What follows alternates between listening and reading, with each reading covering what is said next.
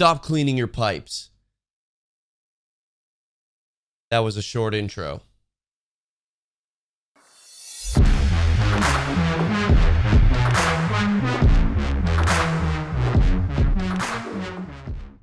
Well met, friends, my name is Adam, and this is Get Piped, where we, well, love to pipe. And today I'll be discussing something a bit outlandish, but bear with me. However, first, I want to thank today's video sponsor. Any ideas?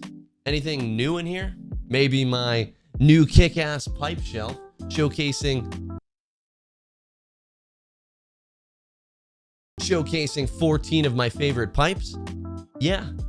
That's it. Huge shout out to Mo from the York Bazaar for sending me this awesome pipe stand. This York Bazaar pipe stand is two things. It's awesome and it's simple. The stand is easy as hell to assemble, having pre-drilled holes and attached wall hangers. It comes in just 7 pieces and all the hardware in a small package right to your doorstep. The thing can be placed nicely on a desk, up against a wall, or hell, even on the wall. Place up to 14 pipes on this rack, or maybe mix it up and throw some jars, maybe some tins of tobacco in conjunction with the pipes. It's completely customizable and it's up to you. I love this stand because it's simple and I can easily organize my 7-day, or I guess now 14-day rotation. It's made out of a lightweight wood.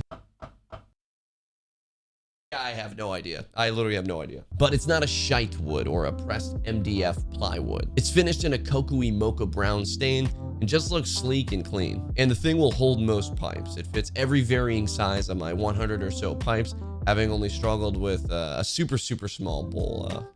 The Peterson Carroll of Carrollton.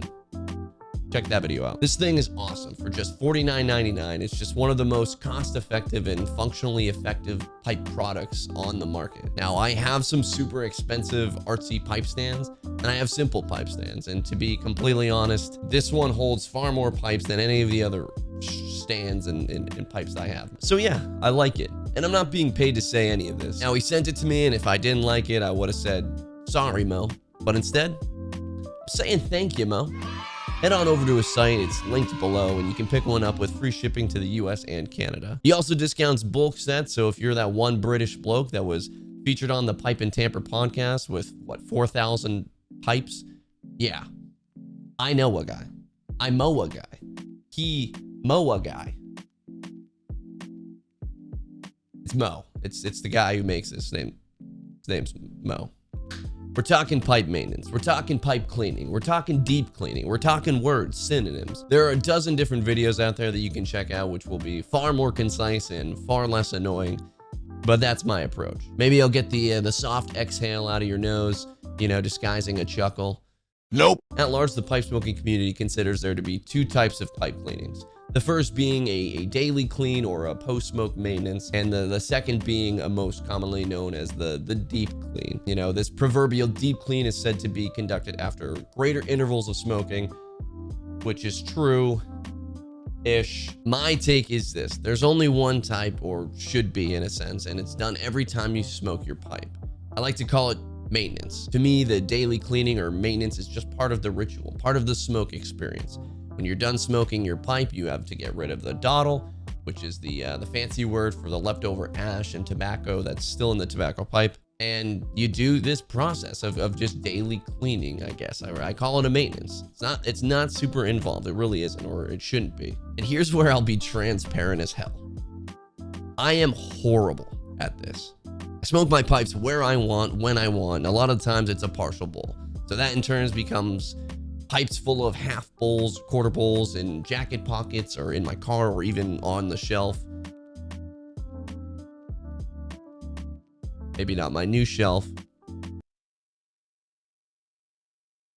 But proper maintenance says smoke your pipe and get rid of all the leftover tobacco, ash, and dottle that you have inside the chamber. Once complete, I'll rip a pipe cleaner through the stem a few times, as well as the bowl. And you can even buff out some of the charring, the rim charring, before that really sets in. I'm also horrible at removing rim char. Maybe because I don't care completely, but I'm horrible at it. Now here's the guru magic. It's very important not to remove the stem from the shank immediately after a smoke. Everyone has probably heard this by now, but let's be honest, it's actually not guru shit. But let me explain. Fire is hot, and when hot go in bowl, it make bowl hot. Hot make thing expand. bowl expand, shank expand, stem expand. Eyes no see, but expand, big expand. Before, stem, fit good, but if hot, after pull, stem, no fit good, no good, stem loose. Why? Because hot, no touch. Hot expand, no touch. That was by far one of the most painful things I've ever done. Essentially, science magic comes in and heat just expands the wood and the stem. You want to leave it alone until it cools completely, and all the molecules and stuff kind of find their way back into equilibrium. Now, should you pull out the stem too soon while it's hot, it messes everything up and you're left with a loose stem. It's because everything's not cooling at the same rate, and I don't know. Science, magic, that's why. Now, I've been there with loose stems a couple of times. There's a couple fixes for it. Beeswax is a big one, or honestly just smoking the pipe more without messing around with it tends to fix things, but another video, another time. Now back to the maintenance, we find yet another fork in the road when it comes to cleaning the chamber or inside the bowl. Many will say don't touch it. The school of thought tends to favor the need to build a cake or a carbon cake. Now, a carbon cake, or just cake, is a buildup of carbon that lines ideally the entire chamber. Cake is awesome because it helps protect your briar by reducing the heat exposure to the wood itself. It's also said that the carbon cake helps sweeten the pipe, or at least makes the smoke more mellow.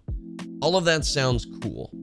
But is it? Before the old bulls come slapping around this young, strapping, big biceps buck in the comments. What?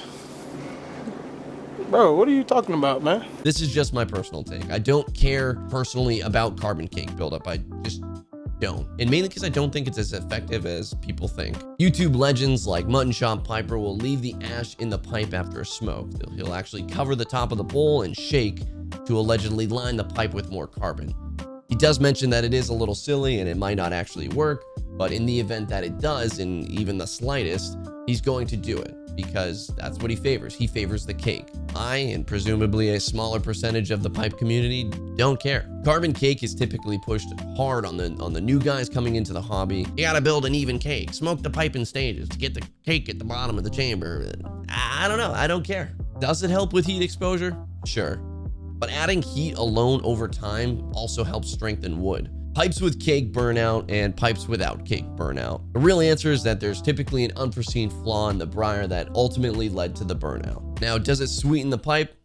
I don't know. I've smoked estates with thick cakes built up over 30 years. I've smoked pipes with light cake, pipes with uneven cake. Obviously, I've smoked pipes with no cake. I don't know. I focus on the taste of the tobacco. Maybe I'm too novice, but I can't tell you that pipes with cake are like the holy grail of taste, and that I never buy new pipes because I just value the cake so much because it tastes so much better. I can't say that. I can't do it. What I can say is that my pipes with cake have a higher tendency to ghost. Now, ghosting, of course, is the phenomenon in pipe smoking where you smoke tobacco in a particular pipe, and when you smoke that same pipe, maybe say a few days later with say a different type of leaf, you still end up tasting trace amounts of that first tobacco that you had smoked a couple days prior. We think of typically latakias, very robust, very smoky, sometimes woodsy or cocoa-y. Dark flavored leaf that is unmistakably identifiable. When we also think of aromatic tobaccos, we think of cherries, we think of maybe some peach, some like cobbler type fruitiness, that confectionery vanilla, maple, those heavy syrupy tobaccos. We think of that when it comes to ghosting. They say you shouldn't smoke a Virginia in a pipe that smokes Latakia because of this ghosting effect. Well, in my experience, I generally don't have that issue. I think that's because my pipes have a small carbon cake. Yes, wood can be seasoned in a sense, but realistically, if you're consistently doing your post-smoke maintenance on your briars, you just won't see nearly as much ghosting. Now again, there's outliers, and if you have some crazy high Latakia bomb, maybe some very goopy aromatic, you're gonna get ghosting. Doesn't matter what kind of pipe you're smoking. But for the most part, I really haven't had that many issues with ghosting. I attribute that to my small cake buildup. My cake buildup remains relatively thin because I swab my briars really well with pipe cleaners after every smoke. At least I try to. So my intent here is not necessarily to avoid cake, but it's just to get the pipe as dry as possible after a smoke. And the small cake is a byproduct of that process.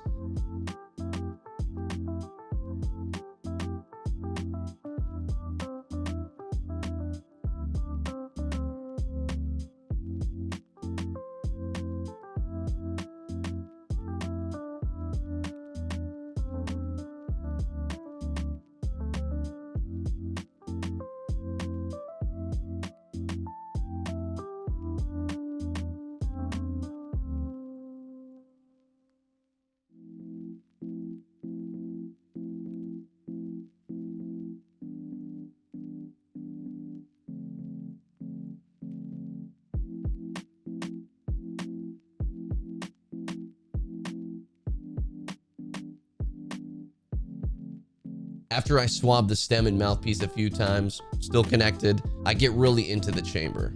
I'm just not concerned with removing any of the fresh carbon. A dry briar is a tasty briar. Now, achieving a dry briar leads into the idea of resting your pipes, which I'd argue is a piece of your maintenance process in and of itself. They say it's best to let your pipe rest for 24 to 48 hours in between smokes so it can fully dry out and fully cool off. This too would be the point where you could remove the stem and do any additional cleaning that you might need to do. More hot takes, I rarely do either of those things. I smoke whichever pipe I want to smoke whenever I want to smoke it. Sometimes that's the same pipe for an entire week because it's just in my car. Not the best practice for optimal pipe maintenance. I probably shouldn't even be bringing up in a video where I'm talking about maintenance, but as long as you're swabbing the stem and the chamber itself and really yeeting out that excess ash, I think it'll be all right.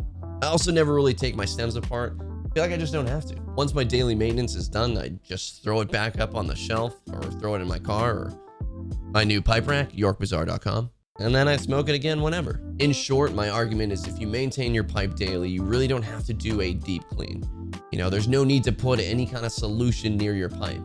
Now that crazy salt-soaked stuff or having to ream your pipes from years and years of carbon cake, your pipe won't sour because you're not letting moisture absorb into the bowl.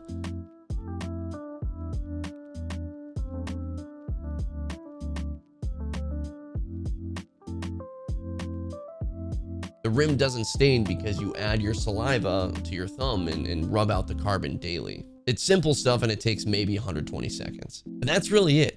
This maintenance is just the last part of our little ritual, you know, hardly a cleaning. Okay, with all that said, I do acknowledge the need for a deep clean. You know, this should be executed when the pipe begins to taste off or the smoke just seems different. You know, the flavor is sour or stale, or maybe the retrohale is off or distasteful. You maybe might get a vinegary taste, or worse, if there's some moisture still in the pipe and you draw from the pipe and you get your saliva and it tastes like old vegetables or something gross. If that's happening to you, it's time for a deep clean. So I'll definitely cover my thoughts on a full deep clean video in the future. But ideally, if you're adhering to that post-smoke maintenance, you in theory avoid this problem entirely. You know, not always the case, but mostly.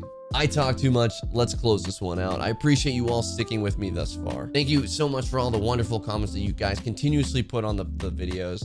It literally means the world to me. If you want to connect with me further, you can hit me up on Instagram. That's at get_piped. Get piped without the underscores taken.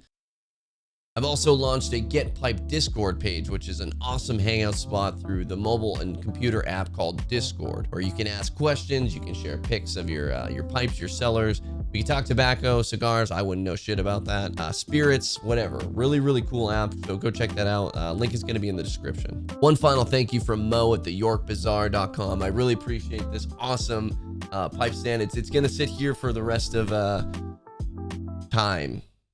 I'm going to move out, leave all my pipes there, and it's going to stay there on the wall forever because I said that. Now it's in video. I'm going to take it down. It's going to stay there until I move. Anyway, really, really cool background piece. It's going to be there for the rest of the videos in this little studio that I have. Thank you so freaking much. I really, really appreciate it. I apologize to everyone else for making this so long and drawn out. You're probably already clicked off the video. No more. That's it. Thank you so much. You have all just been piped. I appreciate you guys watching. Until the next piping, I'm out.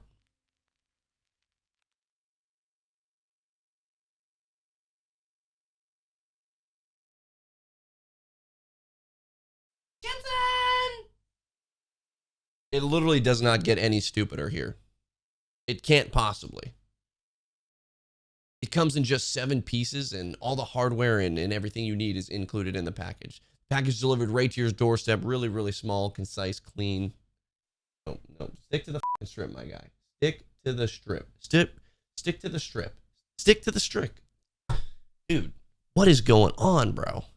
Stick to the script.